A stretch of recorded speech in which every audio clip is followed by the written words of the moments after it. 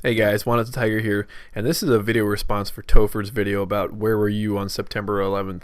And I find this concept particularly interesting, especially as a history major, because I really enjoy social history, and so hearing different perspectives from the same event is something that I find particularly fascinating because we all see things through a different lens, and one person's experience is so unique from another that you could listen to the same event from different perspectives. It was like that movie, I can't remember what it was, I think it was called Perspective or something like that, but they showed like different perspectives and everything.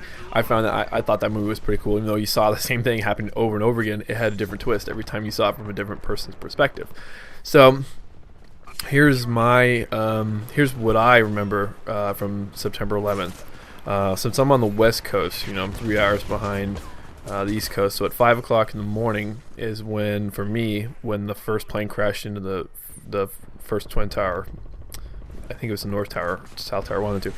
Anyways, my mom came in, and this was 2001, and this is my first semester of college. I had just graduated from high school that June, and she comes in and she turns my TV on. I had a TV in my room, just sort of on this sort of haphazardly put on this desk. That was like a dresser thing, and she's like, "Oh my God, a plane flew into one of the twin towers," and she turns my TV on, and I kind of like wake up. I'm like, I look at the TV, and there's a building on fire, and I'm like, okay, and I go back to sleep because I was tired,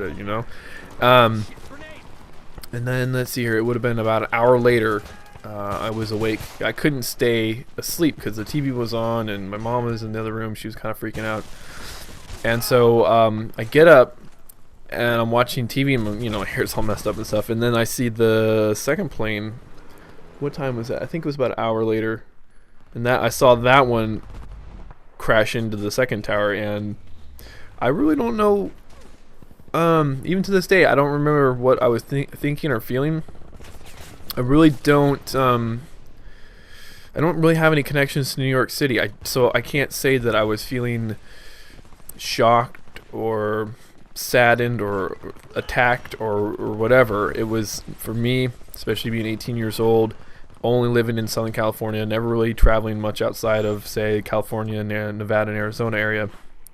New York was a very, very far away place. I think I'll kind of make a connection to, say, World War II generation, who were like, well, they heard that Pearl Harbor was bombed, but they didn't really know where Pearl Harbor was.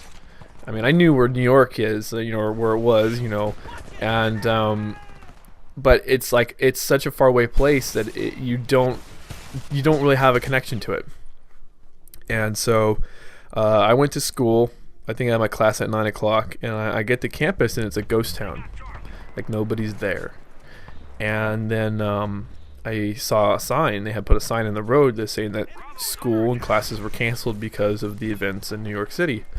And so basically I turned around and came home. So this was about 8:30ish or so. And went back home, and my older brother was back home because his classes were canceled as well. And we sat and watched TV. We watched the news all day long. And when the towers fell, I just had that feeling like it wasn't real. It was like a movie, It was surreal, and it wasn't real, and I didn't know what to think about it. I didn't really. What I'm kind of ashamed of is that I didn't have that like patriotic fervor that everybody seemed, or a lot of people seemed to have. Maybe it was more powerful the closer to New York City you got. I don't know. But out on the West Coast, it was really cool because there was this change in the attitudes of everybody. People would put American flags out on their porches, or by their houses and outside, and it was a very united feeling. It was something that I'd never felt before, and I had really felt since. It tapered off like 3 or 4 years after that. It was just sort of business as usual again. And then, as Americans, we have pretty much a short memory when it comes to sort of catastrophes or anything like that. We'll always remember it. Don't get me wrong, we're going to always remember it, but we don't maintain that fierce fervor, that we had in September all the way until 2003 or 4. But I did get a chance to go to New York City in 2004. And what I will say about that is I got to Ground Zero, saw it from my own eyes, and it was a very overwhelming experience. It changed me. It became real. I saw pictures of missing people. There were flowers all around the gated area of Ground Zero. To be honest, I was on the verge of tears. I was really moved by what I saw. And to see the buildings that surround the area were in such close proximity to the actual site where all these buildings fell down, it was very moving. And if you haven't gotten a chance to get to New York, it's probably too late, because I imagine they're doing some construction on new financial district, but if you never got the chance to go, it's kind of I would say you missed out, because if you were like me, who didn't have such a personal connection with New York, it gave you a chance to really personalize it, and to see how people, the whole thing is New Yorkers never look up at the buildings, because they're so tall and they're used to them, and only tourists look up at the buildings. But people were walking by, and they would look in on Ground Zero, and each one of them who were residents would have their own personal feelings, and it wasn't something that was ignored, like that stereotype of New Yorkers don't look at the buildings and New Yorkers don't look at Ground Zero. This is not true, at least the Ground Zero part. But I found that particularly moving. So my story is not really, being thousands of miles away, I really couldn't do much besides watch TV and just sort of try to take it all in. I guess I'll just kind of say, at the age of 18, I probably should have felt like I needed to go join the service. I needed to go defend my country, but I just didn't. It wasn't in me. I didn't get that burning fire, like I said before, that patriotic fervor to get up, go defend my country, like a lot of my peers and a lot of my people my same age did, even people who were older than me.